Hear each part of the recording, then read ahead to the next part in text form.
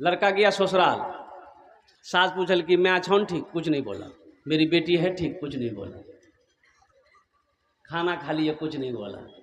तो उसकी सास समझी कि शायद दामाद बौका छे, ये लड़का बौका जी। और समधीनक फोन करके कि समधीन इकर बेटा बौका छी की? बोले नहीं, हमार बेटा तो फरवर्ड छे। बोले कहाँ कुछ बोली? पूछ ले, कुछ नहीं बोली। लड़का मेहमानी खा के घर आ गया, उसकी माँ बोली तुमने मेरी नाक कटवा दी। सास पूछल को करे नहीं बोला, बोली हमरा लाई लगी। तो माँ बोली कुछ बोलता, हाँ बोलता या ना बोलता, कुछ तो बोलता। बोले ठीक है, जब की बार जे वो नहीं बोलबो। दोबारा जब ससुराल गया तो इसकी सास पूछी मैं अच्छा ठीक? बोली हाँ। बोला हमार बेटी छे ठीक ना? घबरा गई कि हमार बेटी की बोली डॉक्टर के देखेलक? हाँ। दवाई दिलेलक? ना। हाथ धैला? हाँ। खाना खेला? ना। कुछ हमू बोलो, कुछ तो हूँ बोला। एक आदमी का 4 बेटा, चारों जाहिल, सारी दौलत जमा किया, किसी बेटे को पढ़ाया नहीं। मौत का वक्त आया, ज़ारो कतार रोने लगा तो बेटे लोग जमा हो गए। बाबा कहने का नहीं जा, बोलिए बेटा हमें दौलत कमेला, सब कुछ कर लान बेटा, लेकिन आखिरत के लिए हम कुछ नहीं कर पाए। बेटा कब्र के लिए कुछ नहीं कर पाए, ना नमाज पढ़ी, ना रोजा रखा, ना सदका ज़कात दिया, ना मदरसा बना पाए, ना मस्जिद बना पाए। बेटा सोने का ढेर सिर्फ मैंने बनाया, ना तुम लोगों को पढ़ाए। अफसोस इसलिए है कि कब्र में मेरा क्या होगा, अल्लाह के यहाँ क्या होगा, मैं क्या जवाब दूंगा। तो बेटों ने कहा कि बाबा कानो मत, हमरा से छीन। बोला तोरा से यही तक छा, वहाँ की है थी ठोकैया जो बनता। बोले बेटा बस एक वसीयत है, मेरी वसीयत को पूरी करोगे? बोले अब्बा बोलिए वसीयत क्या है? बोले बेटा हम जब मर जाए ना तो किसी कुरान पढ़ने वाले को लाकर, हाफिज कुरान को लाकर कुरान पढ़ाकर दुआ कर देना बेटा, शायद अल्लाह कुरान के सदक़े में, तिलावत के सदक़े में मेरे गुनाह को माफ़ कर दे। तो बेटों ने इकरार किया अब्बा इंशाअल्लाह हम लोग आपकी वसीयत पूरी करेंगे। मरने वाला मर गया। अब वो सारे रिश्तेदार लोग आए, जमा हुए, दफन कफन करके बेटे लोग घर आए। रात में चारों बेटा बैठा, चारों बेटा हाँ। अच्छा उस ज़माने की बात है जब कुरान पढ़ने वाले बहुत कम लोग थे, बहुत कम लोग थे। शुरू इस्लाम का ज़माना था, बहुत कम लोग पढ़ने कुरान जानते थे। तो छोटका बेटा बोली कि ओ भैया की कर लो हो, कहाँ से लो थी हाफिज साहब? तो बड़का बेटा बोली कि सुने बाबा मर ले गेले, टेंशन मत ले, वो समझते रहते हैं।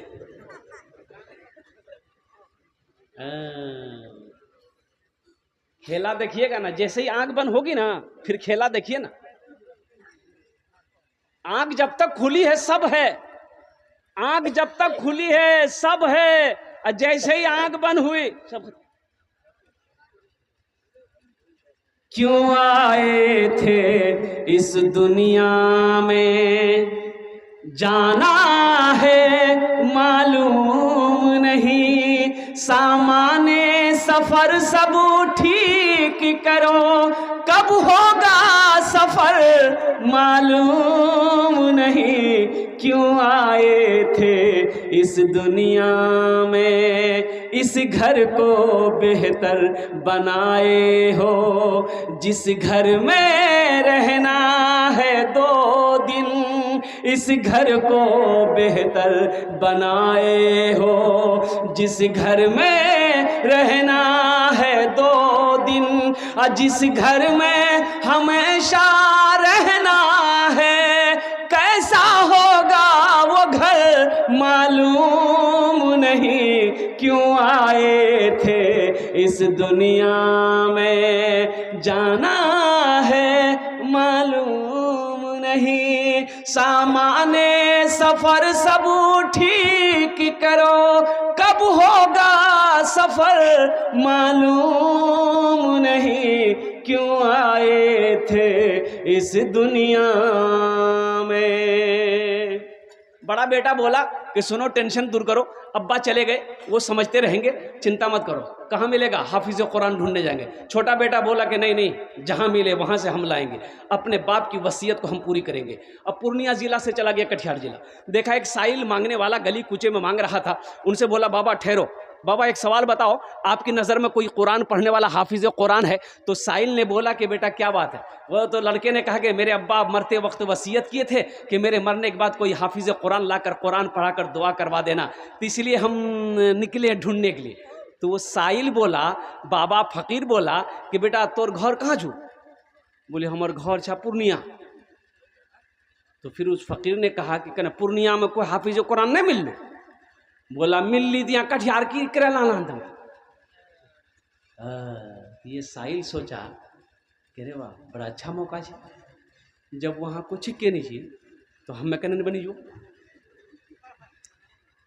तो बोले बेटा पैसा कितना देवन? पैसा बोले पैसा के चिंता नहीं, दौलत बहुत है, 1000 टका दिन। बोले बेटा सुनो तुम्हारी परेशानी दूर हो गई, हम पक्का हाफिज कुरान, अब पक्का जाहिल छिल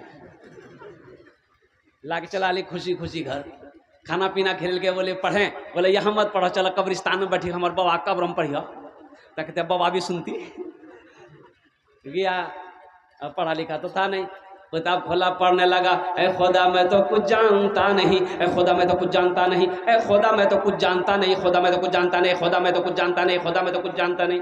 बेटा बोली वाह मौलवी साहब बड़ा फरबट पढ़ी हो। दूसरा बेटा बोला अच्छा ये छोटा होकर के लाया है, हम नहीं ला सकते, वो भी निकल गया, मधेपुरा चला गया, वो भी एक पक्का जाहिल को पकड़ के ले गया। घर में खाना पीना खिलाया, बोला कि बेटा पढ़ें, बोला यहाँ मत पढ़िए, मेरा छोटा भाई का हाफिज कुरान वो कब्रिस्तान में पढ़ रहा, अब उसके बगल में बैठ के पढ़िएगा। ये सुन की बाप वो हाफिज कुरान जी। बोला अच्छा ठीक है, हमको 2000 मिलेगा ना, अगर वो असली हाफिज कुरान होगा तो 1000 टका घूस दे देंगे, 1000 तो बचेगा। जब ये पहुंचा कब्रिस्तान, वो जो पढ़ रहा था देखा लंबा कुर्ता, लंबी टोपी, लंबी दाढ़ी, वो समझी गई कि असली लग गई है जी। जाके बैठा, अब ये दोनों भाई खड़े के पढ़िए, तो उन लोगों ने कहा कि बेटा तो जो घर हमरा से पढ़ते रहे वो यहाँ ना, बोले नहीं सामने में पढ़ो। तो पहला वाला जो बोला कि अब जो हो असली है कि नकली है बाद में फैसला कर लेंगे हम लोग। पढ़ना शुरू किया, ए खुदा मैं तो कुछ जानता नहीं, ए खुदा मैं तो कुछ जानता नहीं, ए खुदा मैं तो कुछ जानता नहीं। दूसरा वाला समझ गया ये भी पक्का जाहिल है, वो भी पढ़ना शुरू किया, जैसन तू वैसन मैं, जैसन तू वैसन मैं, जैसन तू वैसन मैं, जैसन तू वैसन। अब तीसरा भाई बोला क्या ये 2 लाया, हम नहीं लाएंगे, हम भी लाएंगे, वो भी आनकी। चौथा गिली वो भी एक जाहिल पकड़ी गन, बोले 4 कोने में 4 आदमी बैठ जाइए, 1-2 आदमी मेरा बाप का पैर पकड़िए, 2 आदमी हाथ पकड़िए और डायरेक्ट जन्नत में पहुंचा दिया। अच्छा ये बताओ जन्नत पहुंचाओ में कितना दिन लगती? तिकराज निकल के बेटा जन्नत बहुत दूर है, नजदीक नहीं थी, कम से कम 2 महीना लगता। बोला 2 महीना लगो कि 4 महीना, बाबा जन्नत से बाहर मत छोड़ियो, जन्नत में घुसा दिया बोला। तो पहला वाला पढ़ा, ए खुदा मैं तो कुछ जानता नहीं। दूसरा वाला बोला जैसन तू वैसन में, जैसन तू वैसन में। तो तीसरा वाला समझ गया ये दोनों पक्का जाहिल है। ये भी पढ़ना शुरू किया, ये अंधेरी तकलीद कब तक चलेगी, ये अंधेरी तकलीद कब तक चलेगी, कब तक चलेगी, कब तक चलेगी। तो चौथा समझ गया ये तीनों पक्का जाहिल है। वो भी पढ़ना शुरू किया, जब तक चले चलने दो, जब तक चले चलने दो, जब तक चले चलने दो, जब तक चले। दोस्तों एक दिन से चमन से आशियाना उठाना पड़ेगा, दोस्तों एक दिन से चमन से आशियाना उठाना पड़ेगा, दोस्तों एक दिन इस चमन से आशियाना उठाना पड़ेगा। उठ गया जिस घड़िया बोदाना, उठ गया जिस घड़िया बोदाना, छोड़कर सबको जाना पड़ेगा। उठ गया जिस घड़िया बोदाना, छोड़कर सबको जाना पड़ेगा। मल के काफूर सारे बदन में, अपना चेहरा छुपाए कफन में, मल के काफूर सारे बदन में, अपना चेहरा छुपाए कफन में, मल के काफूर सारे बदन में, अपना चेहरा छुपाए कफन में, दोस्तों सोए शहरे खामोशा, चार कांधों पे जाना पड़ेगा, उठ गया जिस घड़ी आबोदाना, छोड़कर सब को जाना पड़ेगा। इंशाल्लाह आखिरत की तैयारी करेंगे, हाथ उठाएं इंशाल्लाह। कितने लोग तैयार हैं? अल्हम्दुलिल्लाह। आमी ओनार जन्ने दस्ते दुआ करबो, आमी ओनार जन्ने दस्ते को दुआ करबो। कुरान से मोहब्बत करने वाला मुझे इस मजमे के अंदर में 5 आदमी चाहिए इंशाल्लाह। कितने लोग चाहिए? अरे भाई बोलो ना भाई। अल्लाह के रसूल इरशाद फरमाते हैं ये कुरान आज किताबी शक्ल में है, कल क़यामत के दिन इंसानी शक्ल में होगा। कल क़यामत के दिन किसकी शक्ल में होगा? बड़ा खूबसूरत इंसान होगा। अल्लाह की बारगाह में एक आदमी के हाथ को पकड़ कर खड़ा होगा। अल्लाह तो मेरा आलिमुल गैब व शहादा है, फिर भी मेरा रब पूछेगा तू कौन है? तो ये कुरान कहेगा या अल्लाह मैं तेरा कुरान हूँ। कि तेरे साथ कौन है? कि या अल्लाह मुझ कुरान का कारी है। तो क्या बात है? तो कुरान कहेगा या अल्लाह दुनिया में ये मुझसे बड़ी मोहब्बत करता था, या अल्लाह दुनिया में इन्होंने मेरा बड़ा इकराम किया, मेरी इज्जत करी, तेरा जो अहकाम था उस पर अमल किया, इसलिए आज मैं उसका बदला चुकाना चाहता हूँ। तो मेरा अल्लाह कहेगा तू क्या चाहता है, कैसा बदला? तो कुरान कहेगा या अल्लाह आज मैं इसे जन्नत में दाखिल करना चाहता हूँ। तो मेरा रब ऐलान करेगा जा इसके हाथों को पकड़ जन्नत के अंदर में दाखिल कर। सुभान अल्लाह, बोले तमाशा। तो कुरान से मोहब्बत करने वाले 5 आदमी इस मजमे के अंदर में तैयार हुई। ये बेटियों का मदरसा है। हातिम ताई की बेटी कैद होकर मदीना आई। हातिम ताई की बेटी कैद होकर मदीना आई, सर पे दुपट्टा नहीं है, मुसलमान नहीं हुई थी। अल्लाह के रसूल सल्लल्लाहु अलैहि वसल्लम की निगाह नजर पड़ गई कि एक बच्ची है जिसके सर पे दुपट्टा नहीं है। आपने अपने कंधे से काली कमली को उतारा, चादर उतारा, एक सहाबी को दिया कि जा उस बच्ची के सर पे रख दो। अब उस बच्ची के सर पे रखा गया तो कुर्बान जाओ। तो सहाबा ने अर्ज़ किया या रसूलल्लाह सल्लल्लाहु अलैहि वसल्लम वो ईमान नहीं लाई है। तो अल्लाह के रसूल ने इरशाद फरमाया बेटी किसी की भी हो, बेटी बेटी होती, बेटी किसी की भी हो, हिंदू की हो, यहूदी की हो, नसरानी की हो, चाहे वो क्या कहते हैं कि ईसाई की हो, चाहे मुसलमान की हो, बेटी बेटी की हो, बेटी होती है। ये बेटियों का मदरसा है, बच्चियों का मदरसा है। हो सकता है मेरा कोई गरीब भाई की बेटी पढ़ रही होगी जिसके बाप के अंदर में पढ़ाने की ताकत ना हो। अल्हम्दुलिल्लाह अल्लाह ने हमको माल दिया है कि हम उसमें हिस्सा नहीं ले सकते? भाई ले सकते नहीं ले सकते? एक बात याद रखिएगा, जो अल्लाह के रास्ते में खर्च नहीं करता है अल्लाह उसको डॉक्टर के पास भेज देता है। अब पूर्णिया डॉक्टर जानवे करे जाए इतना खून जांच करे था नहीं, अल्लाह उसको डॉक्टर के यहाँ भेज देता है और डॉक्टर को अल्लाह यहाँ भेज दीजिए, जा झमेले खत्म है। हमें 5 आदमी चाहिए इंशाअल्लाह, हम ज्यादा नहीं मांगेंगे आपसे। कुरान से मोहब्बत करने वाले लोग इंशाअल्लाह हो सकता है ये हशर के मैदान में ये कुरान आपकी सिफारिश करके अल्लाह की बारगाह में जन्नत के अंदर में दाखिल कर दे। 5 आदमी इंशाअल्लाह तैयार हो जाए। अपने माँ बाप के नाम पर 5-5 हज़ार रुपये देने वाला है कोई ऐसा पहला नौजवान के मदरसे के अंदर में, बेटियों के मदरसे में ताउन करने वाला, दान करने वाला, अजमत कुरान को समझने वाला, शान कुरान को समझने वाला है ऐसा कोई पहला सखी 5,000 रुपए देने वाला तैयार हो जाए कि हजरत मेरी माँ तो नहीं है, मेरा बाप तो नहीं है, इंशाअल्लाह अल्लाह ने बहुत कुछ दिया है, इंशाअल्लाह ये 5,000 रुपए हम अपनी माँ के नाम पर या अपने बाप के नाम पर इस मदरसे में ताउन कर रहे हैं। इसका अजर क्या होगा? जैसे ही आपने नियत कर ली अल्लाह आपके माँ बाप को कब्र में सवाब अता फरमाता रहेगा। और सुनो, कब तक ये सिलसिला जब तक चलता रहेगा, इस धरती पर यह मदरसा चमकता रहेगा, पढ़ाई होती रहेगी, बच्चियां पढ़कर दूसरे को पढ़ाएगी, दूसरी बच्ची तीसरी को पढ़ाएगी, यह सिलसिला कयामत तक चलता रहेगा। अल्लाह कयामत तक आपके माँ बाप को कब्र में सवाब अता फरमाता रहेगा। ये सदका जारिया है कोई पहला नौजवान? बड़े बड़े पैसे वाले यहाँ पर बैठे हैं। कोई मुखिया हो, सरपंच हो, पार्षद हो, मास्टर हो, इंजीनियर हो, प्रोफेसर हो, वकील हो। मुझे 5 आदमी चाहिए।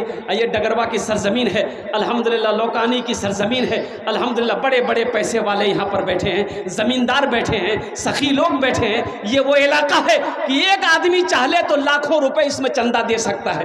एक आदमी अगर चाहले अल्हम्दुलिल्लाह, ऐसी ऐसी हस्तियाँ यहाँ पर बैठी हुई है। तो इंशाअल्लाह मैं 1 लाख आपसे नहीं लूँगा मेरे भाई, हम 1 लाख आपसे नहीं मांगेंगे। मेरा सवाल सिर्फ 5,000 रुपया है। 5 आदमी तैयार हो जाइए, आपके लिए मैं 10 दुआ कर दूंगा। और एक खाने जेटे दुआ हो बे कबूल हो बे। अल्लाह कुरान में कहता है, एक भाई तैयार हुआ माशाअल्लाह, ए देखिए, वाह, मांग लियो। अच्छा आएगा इंशाअल्लाह, आएगा कोई ना कोई अल्लाह का बंदा तैयार होगा। देखिए ये जो तैयार होगा अल्लाह तैयार करवाएगा। अल्लाह, मेरा अल्लाह जिसको तौफीक दे देगा, ठीक वो बंदा खड़ा हो जाएगा। ये तो सब अल्लाह की तरफ से है ना।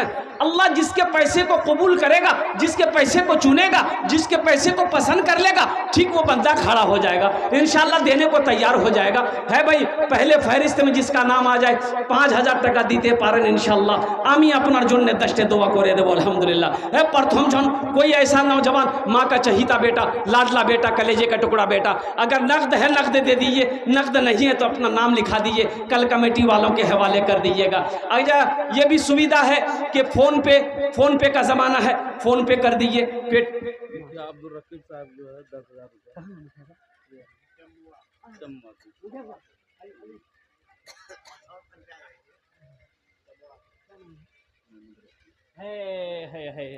है। दोनों हाथ उठा कर नारा लगाओ, नारे तकबीर। है मुखिया अब्दुल रकीब साहब 10,000 दिए हैं।